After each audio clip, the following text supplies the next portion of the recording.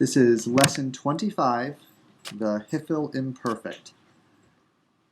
We could probably work through this one quickly enough to do it in a single 20 or 25-minute session, but I think I'm going to break it up into two 20 or 25-minute sessions anyway, and just go through things a little bit more slowly.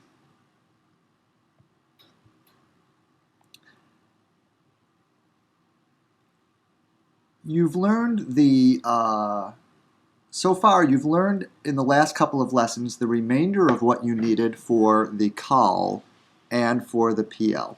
You remember once upon a time you had learned only the perfects and the participles for all three of the active stems, the call, PL, and Hiffel.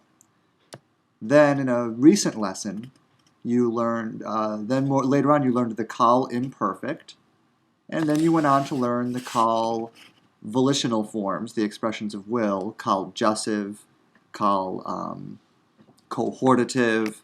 Eventually you learned the call imperative as well as the call viactol. Right? Learning along the way what each of those verb forms contributes to Hebrew syntax. Then, in the last lesson, you, having been all caught up on the call, you got caught up in a single lesson on the PL. You learned the imperfect, and were also shown the jussive, cohortative, viactol, imperative. That is the rest of the verb forms which are attested in the PL. So at this point, you've learned all the call that you're going to learn, and you've learned all the PL you're going to learn. In fact, you've basically learned all the call and the PL that there is. To date, you still only have the Hiffel, perfect, and participle. And so, this is the lesson in which you will get the rest of the Hiffel. That is, mainly the imperfect, but also those forms that have a strong family resemblance to the imperfect. That is, the jussive, cohortative, the imperative, and as well as the infinitive absolute and the infinitive construct for the Hiffel. That's what fills this lesson. And at that point, you will be all the way there on the three active stems, the call, the PL, and the Hiffel, at which time we'll be ready to get into, for example, the Niffel in the next lesson.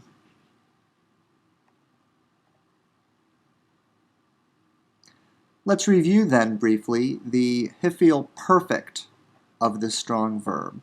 Reading after me down the left column and then the right.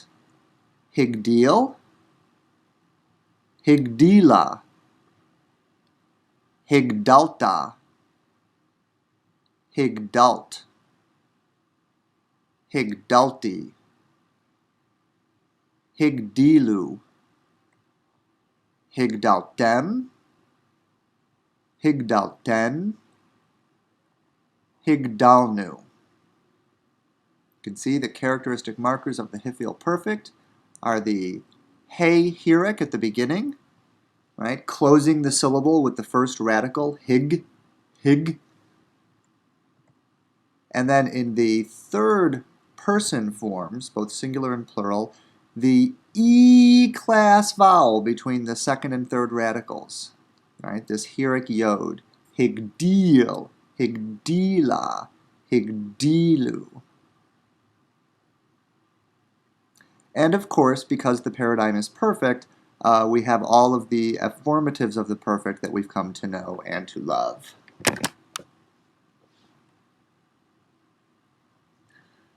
You also learned the Hiffel participles, which you'll remember are all in ma. Magdil, magdelet, magdilim, magdilot. Right, so they're in ma at the beginning, followed by the verbal root. The E-class heuric yod, that heuric yod in all of the forms except for the feminine singular, and all of them having, of course, what we call the nominal suffixes. That is, the suffixes of gender and number that go on nouns, adjectives, And because adjectives, therefore also participles, the verbal adjective. Magdil, magdelet, magdilim, magdilot.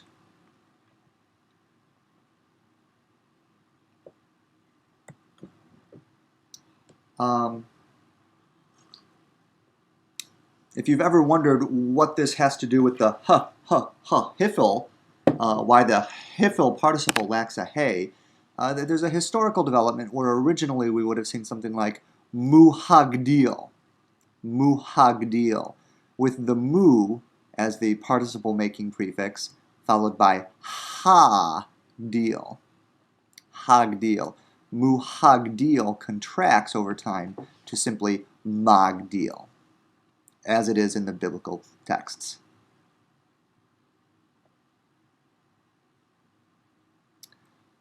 Just as we were able to more or less anticipate the third masculine singular PL imperfect from the masculine singular PL participle, remember we simply swapped out the mame of the PL participle, mugadale, and replaced it with the preformative yod, and we wound up going from mugadale to yugadale. And that was the beginning of the PL imperfect paradigm. So it is with the hiffle. We begin with the participle magdil, magdil. We swap out the mame, replace it with the yod preformative of the third masculine singular, and are rewarded with yagdil. He has caused to be great. Yagdil. Just showing the same historical development that the participle did. Just as the participle was originally muhagdil, the imperfect was originally yuhagdil. This is worth noting because it's going to help you make sense of a form that we see later in this lesson. So just look twice at this and pay it a little bit of attention before moving on. Original yuhagdil for the hiffle imperfect, which is why we don't see the hey of the hiffle in the imperfect. The hey of the hiffle has simply been contracted out from an original yuhagdil to yagdil.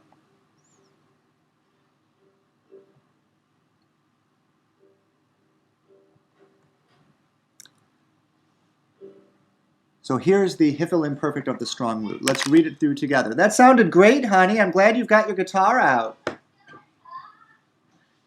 So beginning with the three M's, he has caused to kill. He will cause to kill. Yakdil. She will cause to kill. Takdil. You will cause to kill. Takdil. You, feminine singular, will cause to kill. Takdili. I will cause to kill. Akdil. And just reading down the second column for the plurals. Yakdilu. Takdelna. Takdilu. Takdelna. Nakdil. Pause this if you like and read it through a couple of times as you get used to the imperfect. Again, seeing that all the preformatives of the imperfect that you've learned already for the kal and used in the PL are still being used in the hiffle. Right? The preformatives of the perfect and the fiddle faddle that comes after some of the forms. Yakdil, takdil, takdil, takdili, akdil, yakdilu, takdelna, takdilu, takdelna, nakdil. The patak under the preformative, closing the syllable in the strong root with the first radical, yak, tak, ak, and so on. A classic indicator of the hiffle imperfect. Do you remember what was under the preformative in the PL imperfect? That's right, the schwa, as well as the doubling of the middle radical.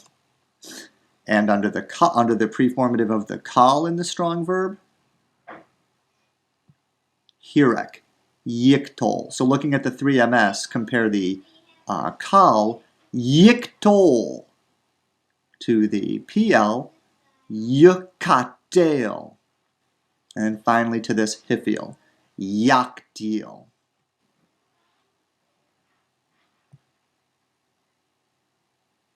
The hirek yod is also between the second and third radicals, is also present in all forms except for the feminine plural forms taktelna, but which all at least have an E-class vowel between the second and third radicals. It's sere instead of hirek yod, but nonetheless a long E-class vowel.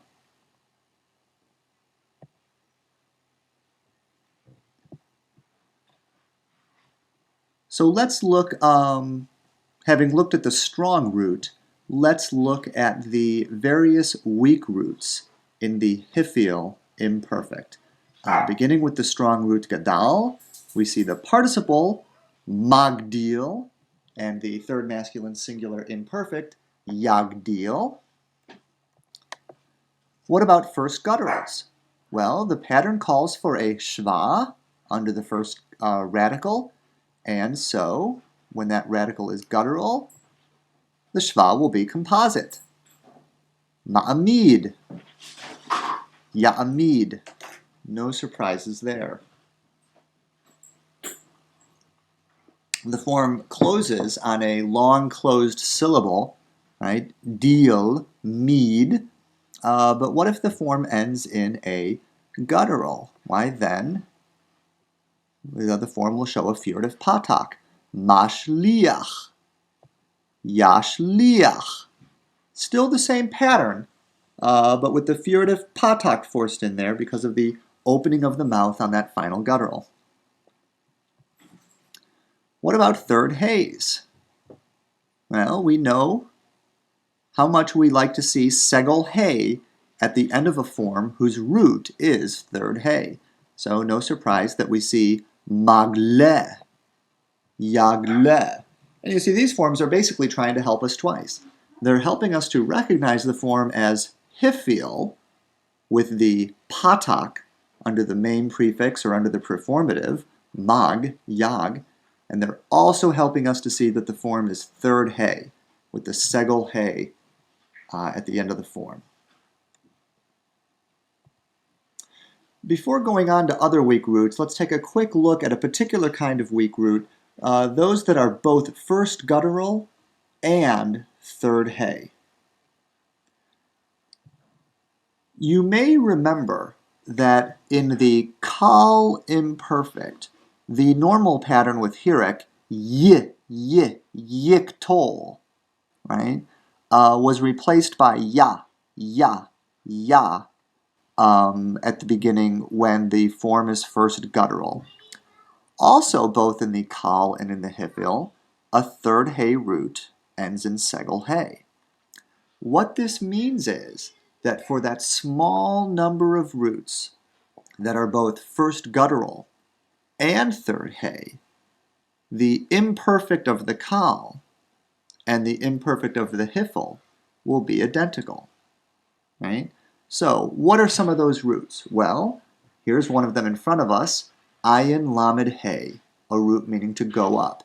And certainly a common root in the hiphil because someone is always bringing someone or something up from the land of Egypt or what have you, right? So that's fairly common in the hiphil. There's also the root ayin sin hay, to do or to make. And occasionally God or someone else is represented as causing someone else to do or to make something. All right? And so that would be the root asa, to do or to make, appearing in the hiphil. And then finally, it occurs to me there's the root ayin nun hay, which is to answer. I don't know whether anybody causes someone else to answer in the Old Testament. It's possible that never happens. But if it does, then that hiphil form would be identical to the kal.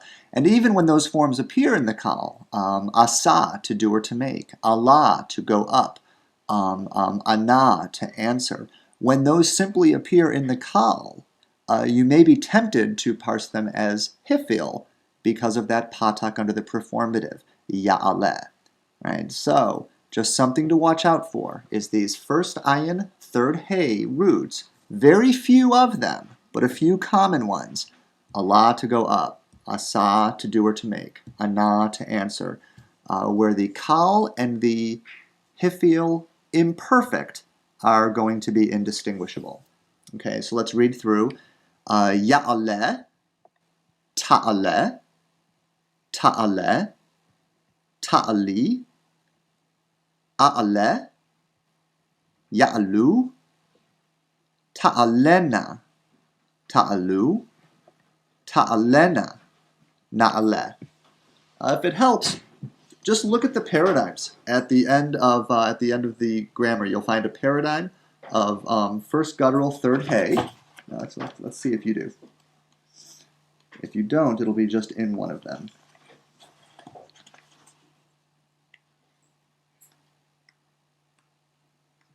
No, but there's a paradigm of first gutturals. Oh, and it doesn't include third hays. Look at the BDB instead.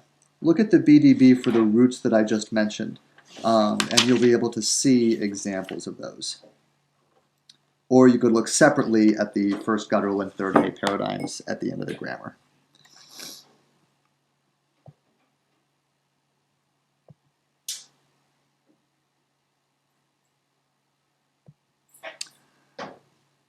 Going on with other weak roots, let's look at the hifil imperfect of, let's try to figure out what this is. Again, looking at the strong root gadal, you've got magdil, participle, and tagdil, imperfect. If you were to see the participle magid, what root do you think that's going to turn out to be? Hopefully you tuned in to the strong dagesh in the gimel. How do you know it's a strong dagesh? You should know it's a strong dagesh because it follows a vowel, right?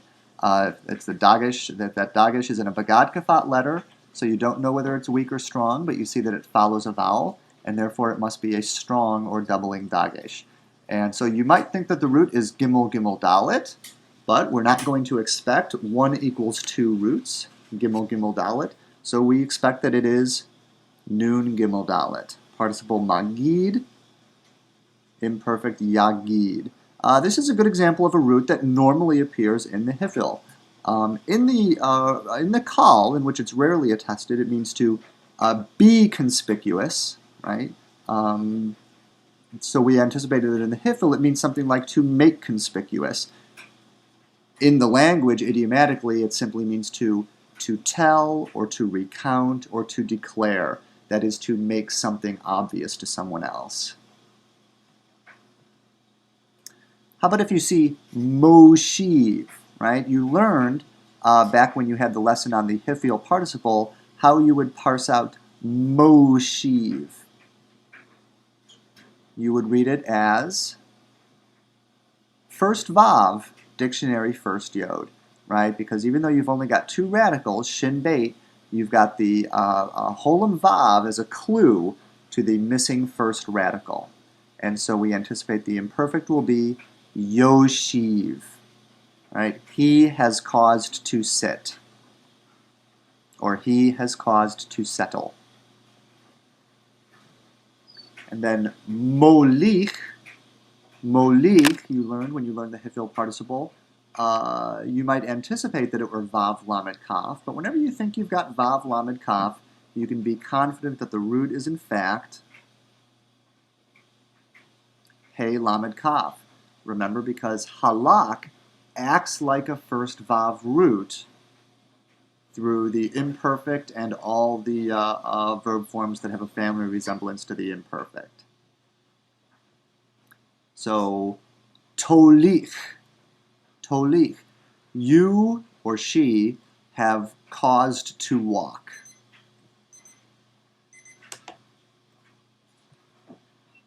And if you see meitiv, You've learned that that means that how to parse that out, that the root is first yod. Again, the yod is a clue to the missing original radical. Imperfect yetiv. He has cause to be good, or idiomatically, he has done well. Okay, I'm going to take a break and come back on the middle week roots in the next part of this lesson.